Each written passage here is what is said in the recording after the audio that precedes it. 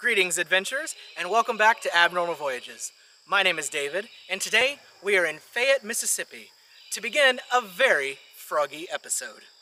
With our celebration of this amphibian, we begin at the frog farm. We're going to a place that you've never heard of before. It's Abnormal Voyages. You're gonna learn something new. We're gonna open new doors. It's Abnormal Voyages.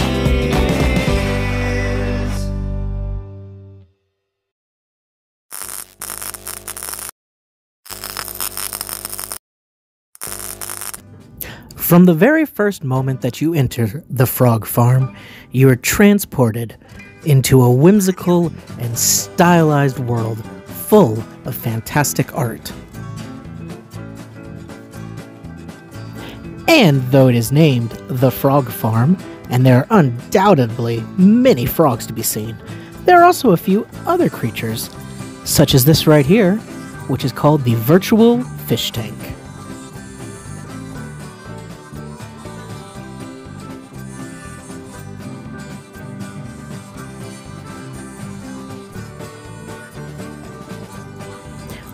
With the lights turned on and shining, you see this wonderful little piece at the entrance for the awesomeness that it is.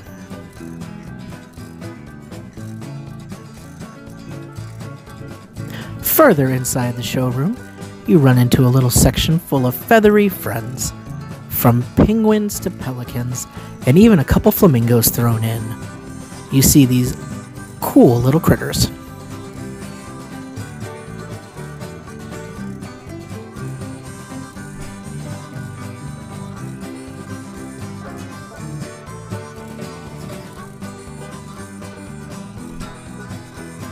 Every piece here in the showroom is for sale, so you can actually take them home with you and have a little piece of the frog farm of your very own. The frog farm is home to a cast of very colorful characters, all with different names and personalities.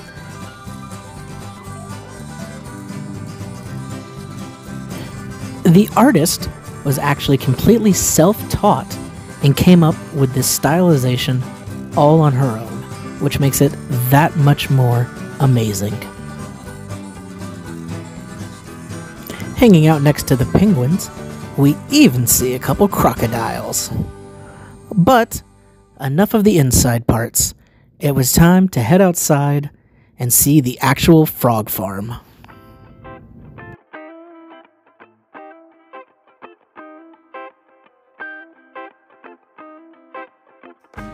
Laid out on a heavily wooded acre of land, the frog farm is truly a hidden gem here in Mississippi.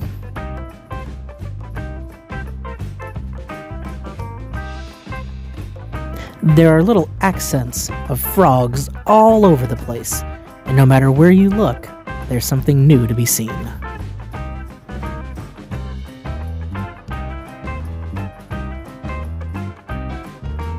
As you enter into the main exhibit, you'll see a guard over here who is watching diligently to make sure there's no troublemakers coming in.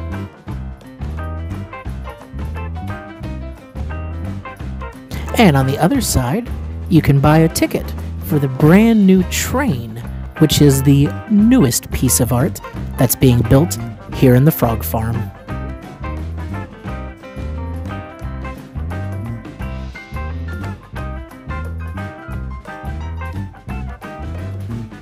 A lot of feathery friends like to hang out at the Bird Haven.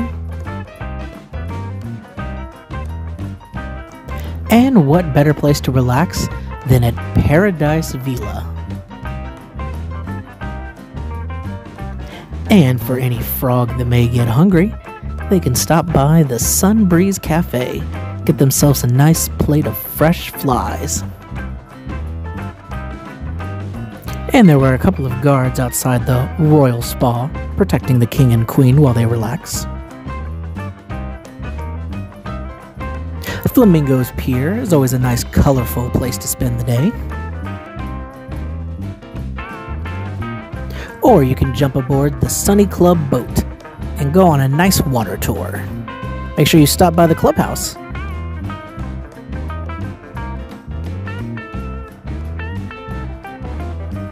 The cool steppers are always nice to see. Looks like they're just hanging out, having a good time.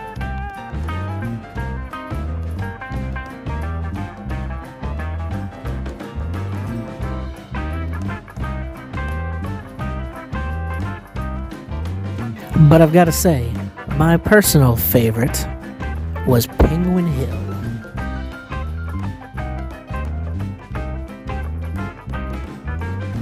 Just make sure whenever you're at the piers, you're watching out for alligators. They tend to hang out around there.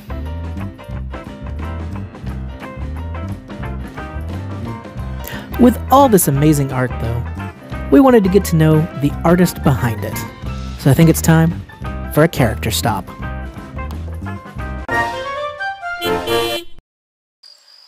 We're here with Miss Louise Cadney Coleman, who is the wonderful creator of the Frog Farm. How are you doing today, ma'am? I'm wonderful. Great. So how long have you been doing this for? Since 1999. Wow, that is Celebrating incredible. my 20th anniversary. Well, congratulations. Thank you. Now, what would you say is your favorite piece out here? I think the front porch scene. The front porch swing that we saw? Uh-huh. Fantastic. Paradise Tequila.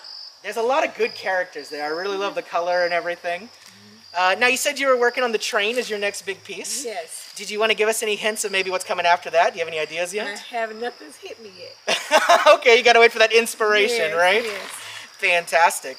Do you do anything special for holidays, like put Santa hats on them or anything? I do. I do put Santa hats on. I bet this would look great with lights. But we don't have lights back here. I like it better with just the kind of natural beauty and everything. That's better than lights. So, do you have anything you'd like to tell everybody about the Frog Farm or visiting or a website or anything? Well, I do have a website, but I don't remember what it is. But anyway, they can go to Frog Farm, Harrison, Mississippi, and it'll pop up. Okay, fantastic. Well, thank you so much for sharing your wonderful pieces with us. And everybody, check out the Frog Farm. It is well worth coming to. Farm. Sorry, the mask gets in my lips. Thank you so much. Thank you. The Frog Farm was stunning and unique. It was about time to grab some food, and since this was a frog episode, we knew just where to go. The Frog Head Grill in Clinton, Mississippi, a whole restaurant dedicated to the love of, what else? Frogs. The outside alone shows you this place doesn't mind being green. On the inside, every inch possible is decorated with lovable frogs. As the story goes, a frog named Fred was living a nice, relaxing life. But as he grew older, he began to question the meaning of his life. He traveled the world searching for his true purpose. In his journey, he realized that every culture of people had one thing in common: the pure and utter pleasure brought by great food and friends.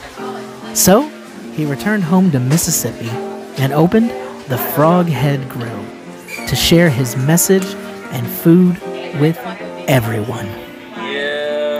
If you say yes when asked, "Feeling froggy?" then this is the place for you. But of course, frogs are friends here, so don't expect to find frog legs on the menu. After meeting a few frogs in person here, we grabbed a quick bite to eat and got some rest so that we could head out the next day to the final spot on our froggy adventure. Welcome to Leland, Mississippi, a small town that happens to be the boyhood home of Jim Henson. Not only that, but also the birthplace of the world's most famous amphibian, Kermit the Frog. Jim Henson is so beloved here that they even named a bridge after him. And what better name than the Rainbow Connection? Let's go see what's on the other side.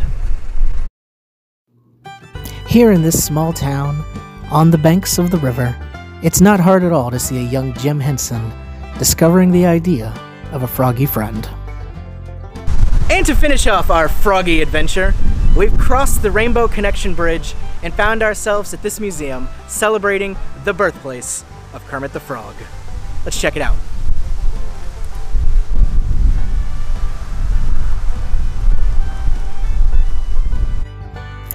As you enter the museum, the very first thing you're greeted with is the frog himself, Kermit the Frog. This is an actual Muppet of Kermit the Frog, donated by the Henson family.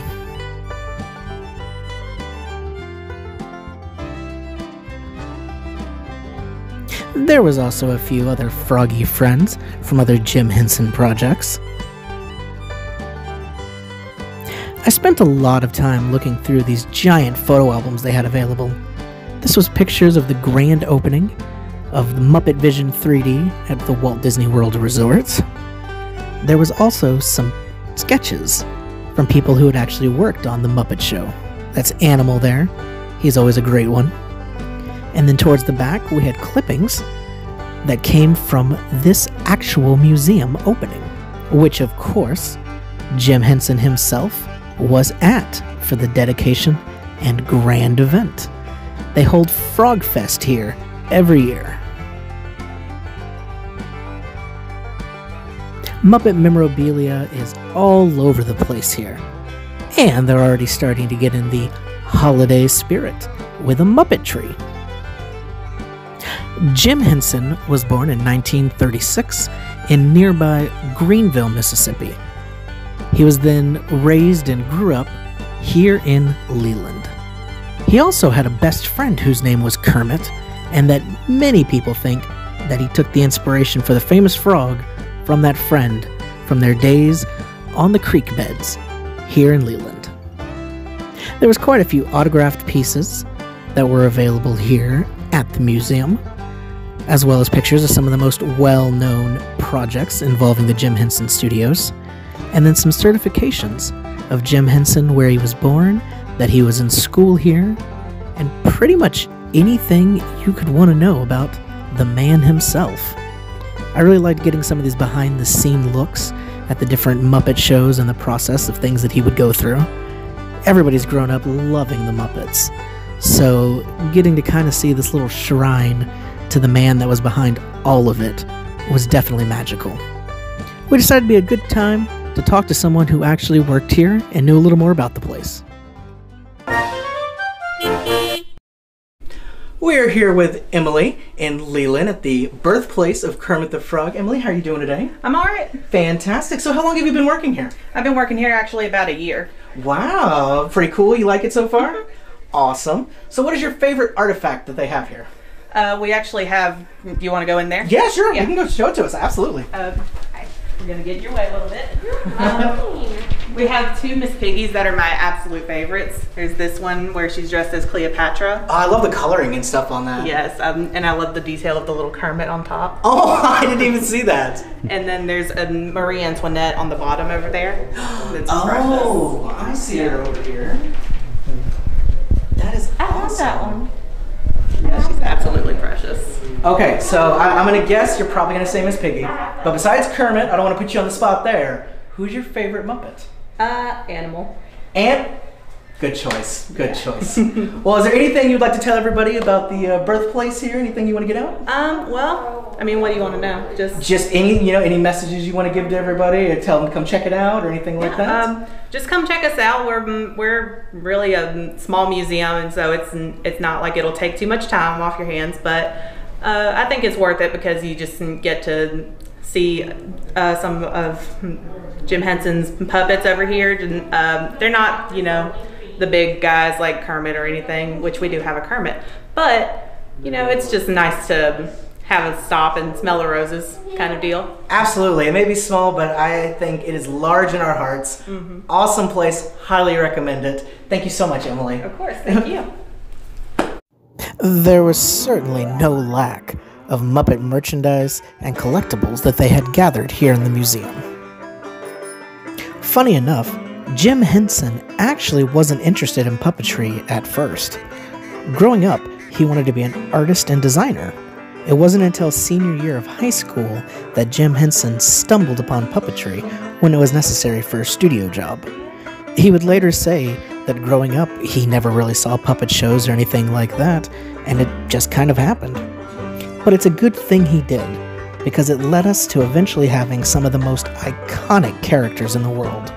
Miss Piggy, Fozzie Bear, Gonzo, Animal, Big Bird, Elmo, Oscar the Grouch, and, of course, Kermit the Frog himself.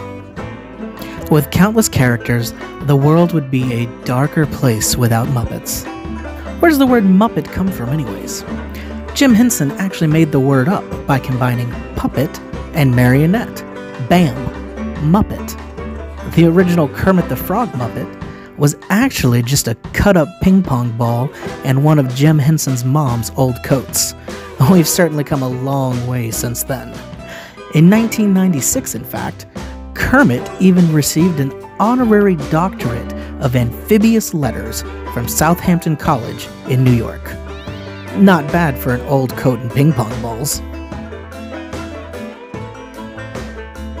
For over 60 years, Kermit and his friends have made a huge impact on the world, winning an Academy Award, 15 Emmys, and even having 13 movies out there, not to mention countless episodes of Sesame Street and The Muppet Show.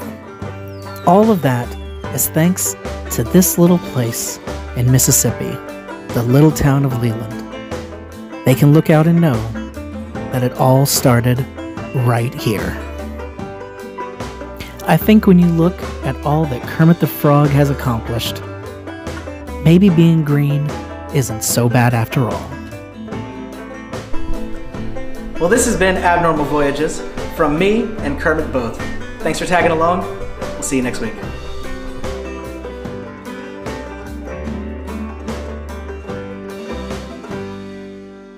Here's a riddle for you. What does a time machine, a government building, Pizza Hut, and a troll have in common? Well, they're all in our next episode. Don't miss it.